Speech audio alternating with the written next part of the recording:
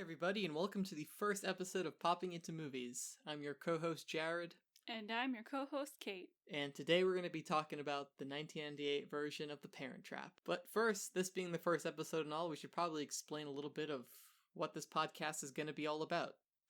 Well, we both really love movies, and we both really love popcorn. So we came up with this genius idea to have a podcast that we talk about movies on, and we make a themed popcorn that is relevant to the movie each time that we'll be posting on an Instagram page. And I think the first way we're going to be starting out these episodes is giving you the recipe for the popcorn. So if you want to watch the movie and eat the themed popcorn, you'll have that ahead of time, and you can join us as we talk through the movie. So Kate, why don't you tell us a little bit about what scene in the movie inspired your popcorn and what recipe you came up with? So there's a scene in the movie where the girls are at camp and they discover that they had a shared love for putting peanut butter on their Oreos, which at the time I originally watched the movie sounded disgusting. I think that was the shock value they were going for. Yeah, and I guess ahead of time, this was my first time seeing this movie. I never saw it as a kid, and really the Oreo and peanut butter really doesn't sound that bad. It really only sounds a little different from something like a Reese's peanut butter cup where you have chocolate and peanut butter combined. Well, I feel like maybe part of it is that back then in the 90s, we didn't have all these crazy like combo crossbreed chocolate bars out there that we have today. You know, every week you see a new like, oh, here's a Snickers and an Oreo together. Yeah, even this Halloween was my first year having a Take 5 bar, and that thing has it's like 5 different candy it's like bars all of combined. The candy bars. That thing's wild. So, given that scene with, the epiphany moment of eating Oreos and peanut butter, so that was your inspiration. So what recipe did you draw from that? So for this recipe, I melted down some white chocolate chips, and I added peanut butter powder to the white chocolate and kind of mixed it up to make like a peanut butter chocolate. And I drizzled that on top of the popcorn, and then I immediately added some crushed Oreos on top of that, so it all kind of stuck together. Yeah, and some of those, that like sticking together was kind of my favorite part, where you kind of got like a couple chewy pieces all together. And I'm really not a big fan of white chocolate, but I think combined with the peanut butter and combined with the crushed Oreos, it all came together really nicely. I agree. It's kind of like those popcorns you get around Christmas that like have all those chunks of like chocolate popcorn. Yeah. They're nice and sweet with the salty. Yeah, I think sweet and salty is a tried and true combination, and this recipe you came up with really complemented it all well. And I think it complemented the movie really well. It was a nice, sweet popcorn, very kind of happy feeling. A wholesome family movie popcorn. Yes, it is a wholesome family movie popcorn. And I would highly suggest if you're like me and you went your whole life without seeing this version of The Parent Trap, I suggest popping this up and watching the movie with it. Agreed. So now that we have our popcorn to eat with our movie, why don't we talk about the movie a little bit? And maybe we should talk about our backgrounds with it a little bit first, or lack thereof, since I have never seen any version of The Parent Trap. And I have only seen the Lindsay Lohan 1998 version. Yes, and this was also honestly my kind of first foray into Lindsay Lohan in a weird way. Earlier this year, my first experience was the Disney Channel classic Get a Clue. But this is, I took note in the opening credits, it was introducing Lindsay Lohan. So I guess this was really her first breakout movie. Yeah. Can you tell that I've influenced some of the movie watching we've had here with all your Lindsay Lohan experience? Yeah, really breaking me in. I didn't know what I was missing for so long, I guess. But maybe before we talk about this version, I think it was really entertaining that right after, we watched this on Disney Plus, and then immediately after we decided to watch the trailer for the 1960s version. And it was hilarious. It was hilarious, and it really felt, I think what I said in this movie, we'll get to this, but they didn't feel like a divorced couple. I was kind of miffed by the ambiguity of why they broke up, but and all that. But you watch the 60s trailer Oh my god. and they're Yeah. going at each other's They're throats like they hate screaming each at other. other. Now those That two, was I a believe. real divorced couple. Yeah, I buy that those two are a divorced couple. It was really. Well, I don't think it was the trailer. It was just like a Disney Plus gives a little clip. Yeah, in it was like there. a scene of the movie, and they're just going at each other's throats while the kids are watching. Yeah, it's like, and that's oh, what this is real trauma. This is bad. And I imagine that's much more what this situation would go like. Yeah, that's good. But this version, much more happier, way more loving. A lot of As far as we know, yeah. more warm moments on it. Mm-hmm. Again, it gets started off, introducing Lindsay Lohan, and it starts off at a summer camp, which really wasn't what I was expecting. Actually, what I was really expecting from The Parent Trap, I thought it was like a Prince and the Pauper type movie where rich Lindsay Lohan, poor Lindsay Lohan switch places, but it turns out they're both rich. I think you're confusing this movie with the Mary-Kate and Ashley classic It Takes Two, which is exactly what you described, Prince and the Pauper. Maybe I've seen that one and like the just crossing wires. Yeah. But again, we open up at a summer camp. You have California Lindsay and London Lindsay, who are named Hallie and Annie. Hallie from California, Annie from England. Yes. And Allie is very much presented as Hallie? Hallie and Annie. Hallie. Yeah. Hallie is no Allies. No Allie's, Annie. Hallie is, introduced more rough and tumble, kind of like friendly American type person, And Annie's the very posh, comes out in a matching little jumpsuit limousine, outfit, in a limo with her butler butler. and everything. A weird thing that surprised me in the opening of this movie was the kids had cell phones. Oh, that giant old phone. Yeah, but even then, for 1998, I was a little surprised to see a kid whip out a flip phone. Well, what surprised me, I haven't watched this in years, but when I was a kid, I was just like, oh yeah, they're at camp, whatever. But watching it now as an adult, I'm like, oh my gosh, these are rich kids. Like, I should have realized, but obviously Hallie's dad runs a winery. He's got money. Annie flew freaking from London to come to this American camp. It's an overnight camp for girls.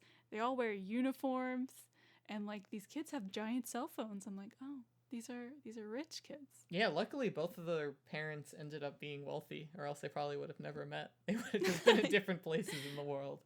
Yeah. And never known each other. But, even with all the money in the world, they still have kind of classic bad baggage claim, just everything getting thrown into a giant, pile there and having to fight over it. So yeah, and that's how Hallie meets her friends. Yes, and that's from how, camp. Hallie is introduced as, being friendly, getting a little group together there, and Annie kind of is a little more of an outsider, I guess. And literally an outsider. She came from London. Yeah. And there's a cute little cameo by Lindsay Lohan's brother, Michael, I think, and you just see a little boy at the camp and he's saying to the counselors, I thought this was a boys' camp. And throughout the movie he's there at camp and trying to reach his mom. Was an enjoyable little background. And I'm really surprised how quickly this movie leaves the camp. I really thought the whole thing was going to be the camp. They get to know each other, they become friends. But really this movie goes quite a number of places, and I really enjoyed the pacing of it. But I think in the camp portion, having, I guess, real life Lindsay Lohan's little brother playing that character is very cute. Yeah. Running gag there. Okay, so in the camp, we get into some of the activities where they're like brushing with meeting each other, but they never actually see each other.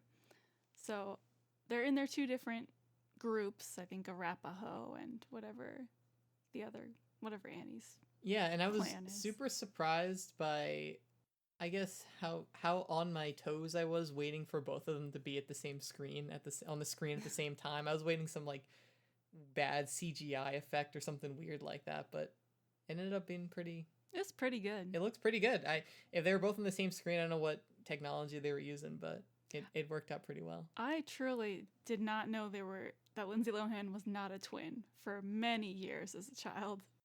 Again, we get that first reveal. I think it's right when they're doing the whole like epic fencing duel across the camp, which yes, for a camp for rich kids, fencing is the natural activity for that them. blew my mind. I just thought, it was a normal camp activity. I didn't go to camp myself, but now I'm realizing, rich kids got to learn fencing at their summer camp.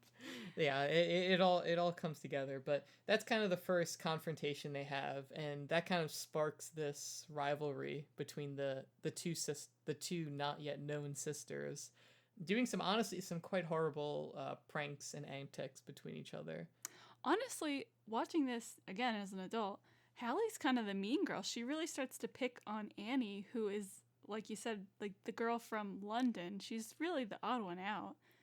Hallie's like the, red-blooded American. She got along quick with everybody else. And Annie has her friends, but Hallie's just really tearing into her because she beat her at fencing. Yeah, it was really rough. Just some little evil children, I think. But all this bullying and pranks and stuff kind of all culminate at this, big, like Rube Goldberg-esque prank, cabin prank where I guess like the head counselor, whoever the lady was, walks into it and honestly is assaulted by these pranks. And they're pretty intense pranks for like 10-year-olds or 12. Yeah. 11. And at that moment I thought, okay, they're going to get, what's the natural consequences? They get sent home. But this is a camp for rich kids, so there's no consequences. They deal with it there. They send them to isolation camp, the isolation cabin, and this is kind of where we get into the epiphany moment, and this is where we get our popcorn moment. Would you like an Oreo? I'm so weird. I eat them with peanut butter. So do I. And we get it goes on and on. You get this whole thing going on where they start to realize all of their similarities. Not only do they have the same face, they also have the same parents. And they have the ripped photo that they put together, and I thought it was kind of sweet. That I appreciate that Hallie is the one to really put the pieces together. Or no, Annie is the one. She's stopping and slowing down. Like, hey, something's you going on also here. Have the exact same thing I do. Yeah, the European education system is going a step further to help her figure that one out. Context clues. Yes. So while they're at the isolation cabin, they have this realization and they hatch the genius plot that propels the rest of the movie to switch places so that they can meet each other's parents, which have apparently broken up for some reason. Yes. So then we get a little bit of a montage of them bonding as well as kind of training each other to live with the other parents.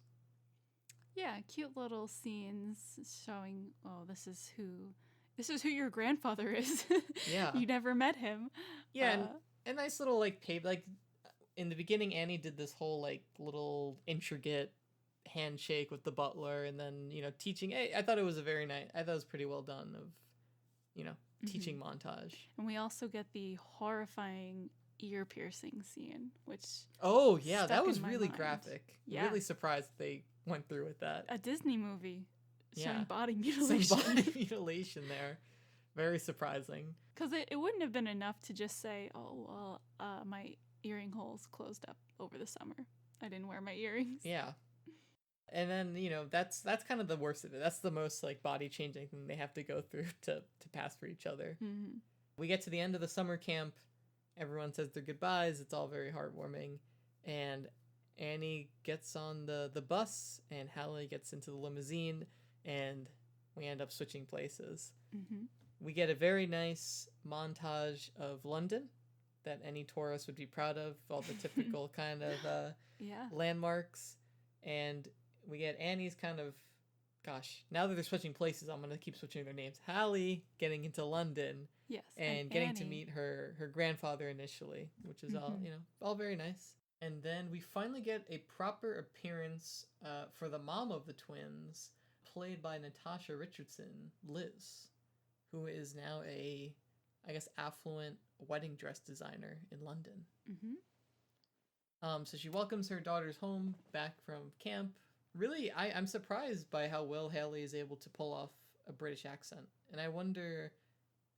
Did they notice? And if British people who watch this, it's just like a horrendous accent that sounds like an American trying to do it. Yeah, because we thought it was pretty. I mean, even as a kid, I thought it was pretty good. I was convinced she had a twin. Like, Yeah. I don't know. I mean, I don't think it'd be hard to convince us of a British accent, honestly. Yeah, exactly. We're dumb Americans. Please, British people, let us know if that was an awful accent and we're just uncultured, unaware.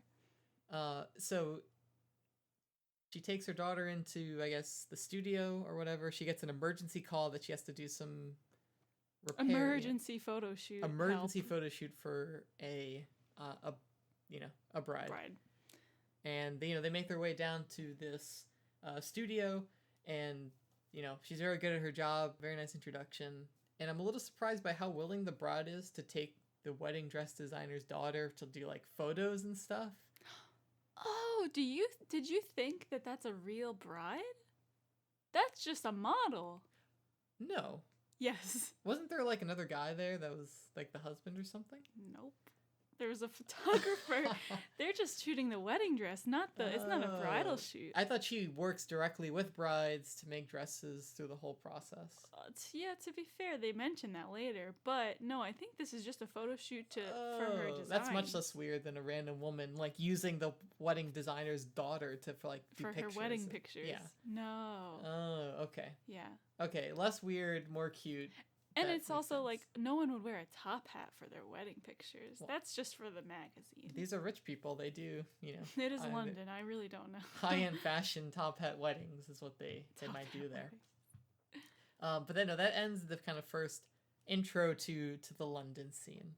Yeah. And we transition back to Annie going to yeah, I'm sorry. No, Allie's Annie going back to America and landing at the Napa airport on a nice little charter plane. Yeah, tiny little plane. And meeting her father, Dennis Quaid, who is Nick in the movie. So they make their way back to their vineyard house, and the first cracks in the story start to show, where she keeps calling her dad, or she keeps calling him dad over and over again, right? She just keeps saying, she's like, oh, I have never been able to say it this summer. Yes. But, her whole life. Yeah. And honestly, very surprised by a British person being able to do like a flawless American accent throughout the whole thing. I feel like it's harder. I guess obviously the American would say that it's harder for a British person to do American than American to do British, but that's probably my own bias on accents. But Lindsay Lohan is a Californian. So. She is, yeah. So that's 100% authentic. That's why it sounds so great. Yeah, I buy that. So we get into the house. I guess the other big sign there is the dog is ready to kind of like maul her leg off as soon as she walks into the door. The dog she knows. Animals are smarter than people. Yeah, the dog's onto the plot of the movie. They meet the what's the right word?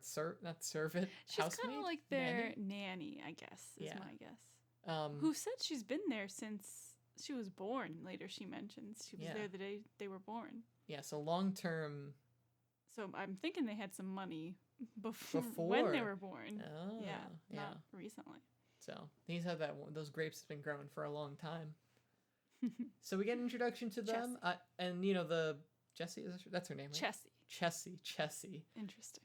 Which is the counterpart to the butler in London. Martin and Chessie, yes. So they're kind of counterparts, which we'll see later on, with a budding relationship. So we also get introduced to, I guess, the main antagonistic force in the movie. Meredith.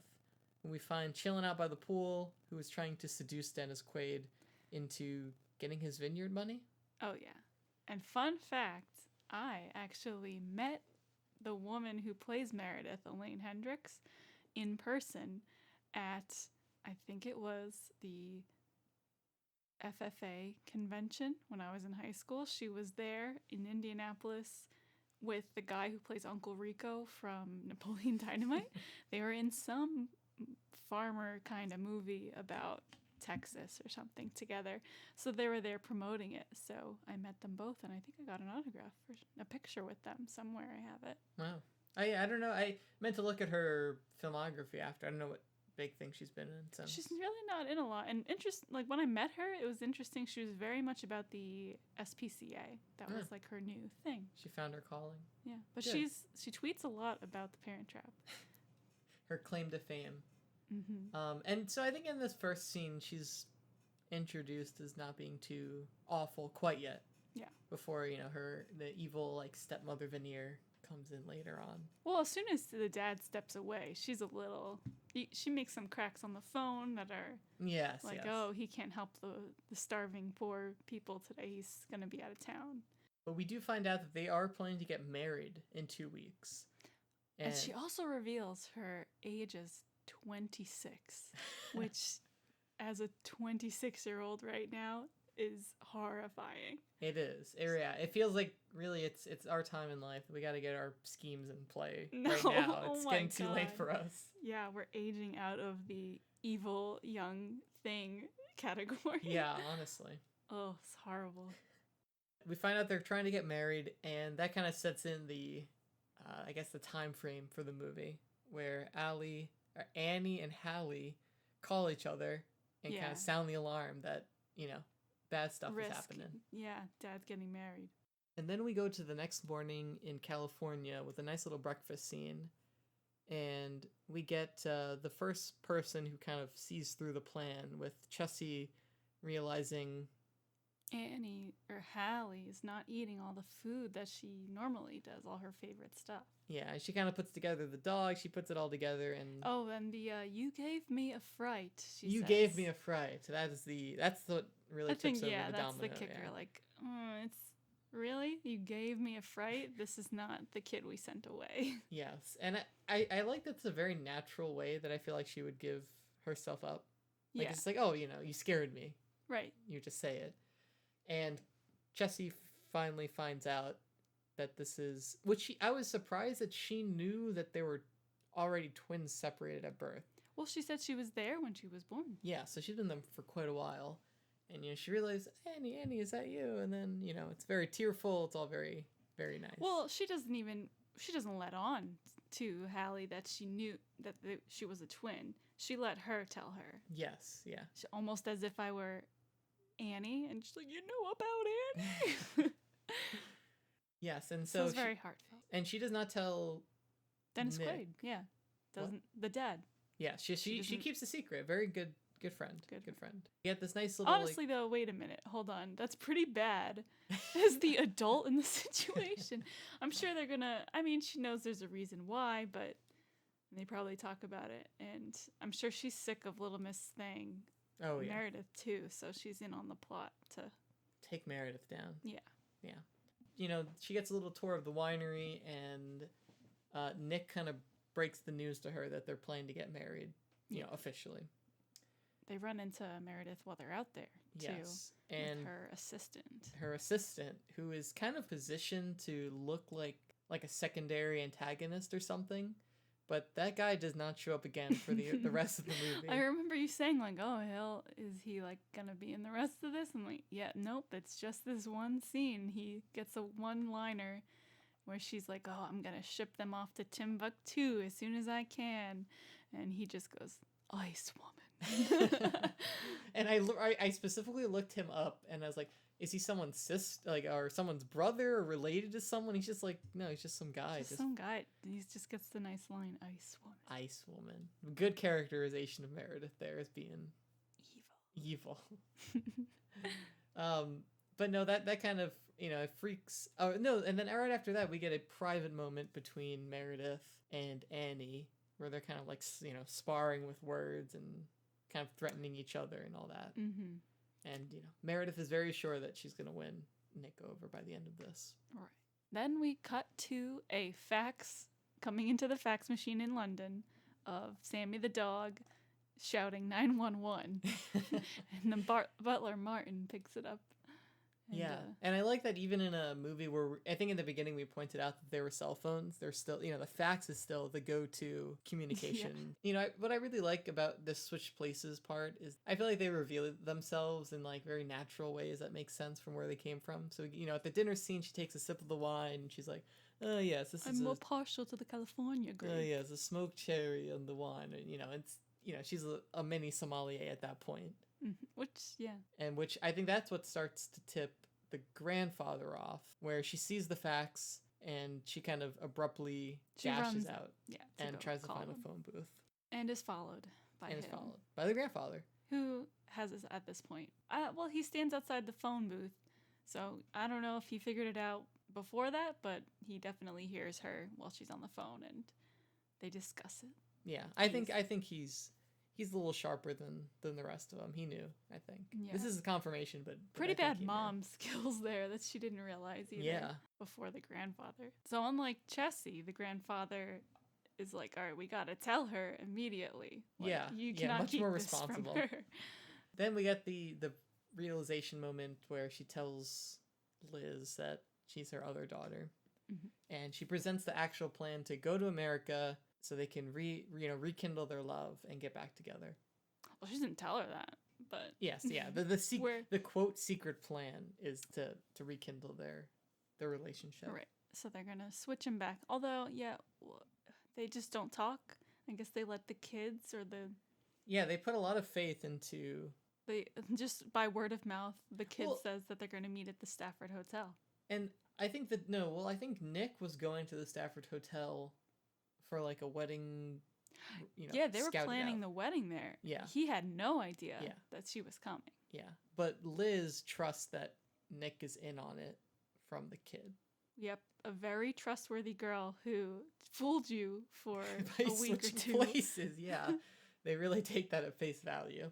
Mm-hmm. And then we get kind of the inverse of the London travel scene where they're going to San Francisco, North California, that whole area. Yeah, San Francisco. San Francisco. That's where this hotel's supposed to be. So everybody arrives at this one hotel, and we're introduced to Meredith's parents. And fun fact again, the woman who plays Meredith's mother was the original Meredith in the Haley Mills earlier Parent Trap version. And in that movie, her name was Vicky. And in this movie, her name is also Vicky. Yes. Some continuity in the Parent Trap universe. True. I also noticed back when they were at camp, this time around, there was when they're in their little isolation cabin, carved in the wall is Vicky loves Nikki. And behind them. So I thought that was cute. A little reference. So yeah, everyone's at this hotel. Another little side thing that I liked was Martin's leather jacket. Like most, I guess, Americanized biker badass the thing badass he was going Martin. For. Yeah, which is really what I think wins Chessie over by the end of this. She's a little more rough and tumble than him. So then we get kind of an extended portion of like near misses of them like almost seeing each other, and the dog realizes that, hey, that's Hal, that's and you kind of get this play back and forth. But finally, they reveal to Liz that, hey, both your daughters are here. And I really like Liz in this, like being like a dysfunctional drunk. I like the amount of like vulnerability they show her in. Yeah, and they say she's never had hard alcohol before this day. She's only, I guess, had beer and wine. Yeah. So she's like stinking drunk. Yeah, she's a real trooper during this whole thing. We get a couple more scenes of Nick really being an oblivious father, not noticing his daughter's outfit changing back and forth. Yeah, really easy to pull the wool. I guess that's why Meredith is able to like sink her claws into him so easily. I really like the moment with Liz and Meredith at the bar, and kind of like out of the context of the movie. She's just a famous wedding designer. Like in different circumstances, this is just work she could have picked up at the bar. Yeah, which is kind of cute. Meets her. It's a very nice meet cute if Meredith wasn't evil. Yeah. And then we get to the big reveal moment where Nick and Liz see each other across the pool, and he kind of stumbles into the pool, kind of dumbfounded that Liz is in front of him. Mm-hmm. And another little, like the clip we watched for the 60s version is this scene again. Yeah, it looks more like a pond or something, but someone falls in the water. Yeah. The dad falls in the water. Falls in the water when he sees, the ex-wife from, across whatever the field is. Yeah. And I thought this was a nice little tie-in. I wonder if we had watched all the 60s version, if we could, like, pull out, this is, like, a lot of homages to both of them. Right. which I feel like if you're going to do a remake like this, it's nice to pay homage to the original version of it. It is. And I think having the original mom come back to play Meredith's mom is also kind of nice. There's a lot of cute little touches in this movie of callbacks. Yeah. And I think while it's, it's a nice family film, I feel like there's a nice lot of like little things that kind of pull it all together. Yeah, so if you like the original movie a lot, then you'll love this one. Yeah, I think this is a good honoring of it. And then we get to what the girls were planning this entire time, which is a romantic dinner to invoke the feeling of their first meeting on a cruise ship. And they have a very nice dinner on this kind of like private yacht, courtesy of grandfather. Yes, dipping into his, his war chest there. And they come to, quite honestly, what I think is a very healthy conclusion by the end of this of like, all right, well, the girls have seen each other now. Let's allow them to be together. Yes. And they'll see each other for holidays and yeah, like a normal, a normal divorced couple. A normal divorced couple. Yeah, and that really highlights the biggest issue outside of this being cute is that it is.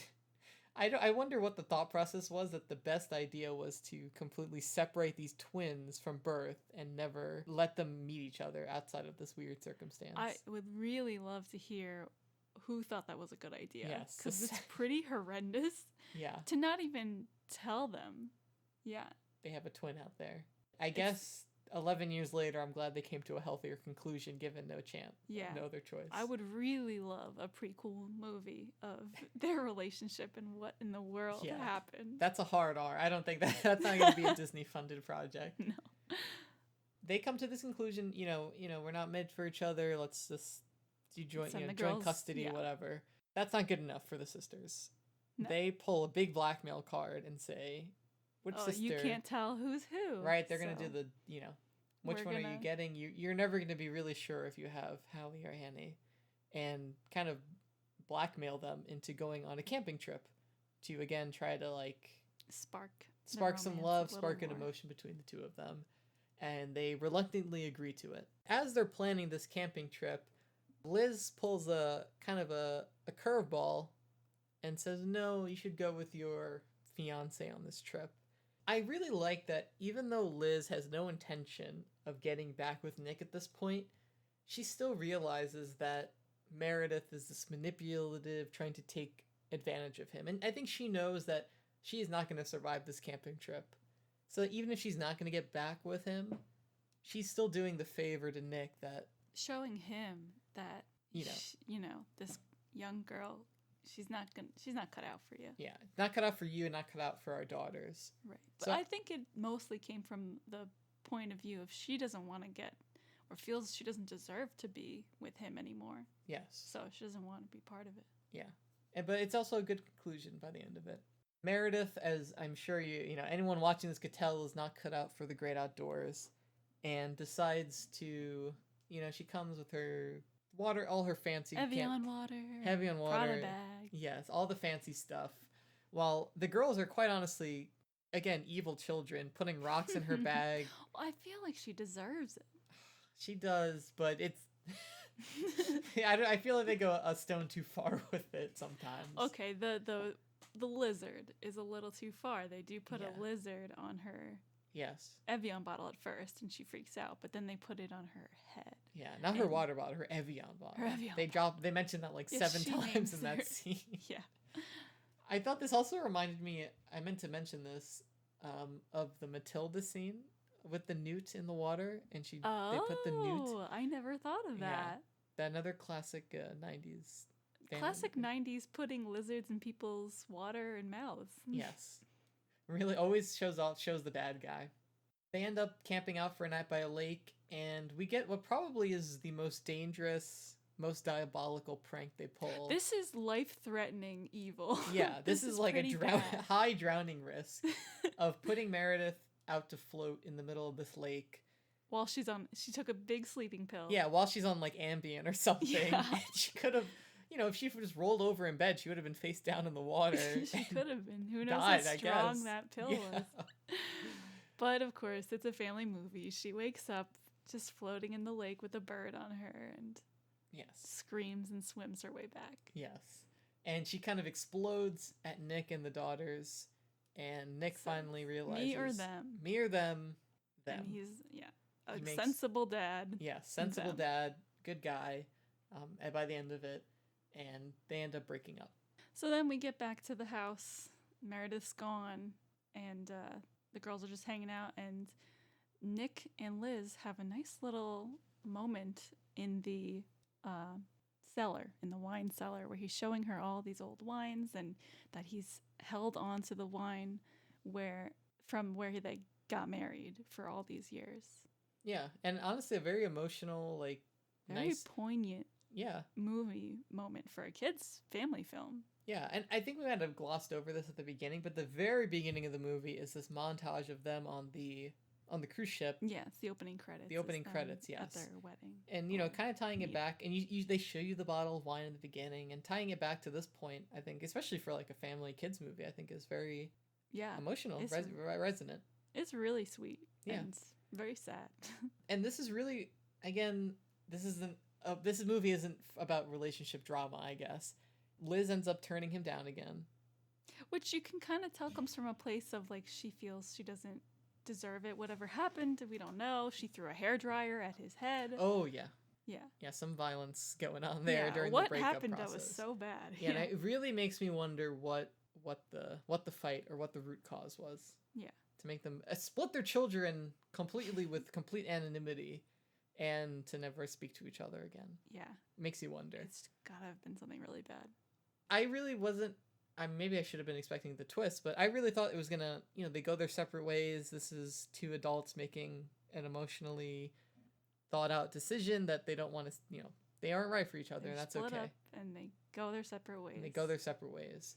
But no, that's not what happens. Which it was fun to watch you watch that part because, like, I knew what was gonna happen, but you were like, "Oh, I guess this is it." Yeah, and I personally really don't like Liz's logic of I left, but you didn't come after me.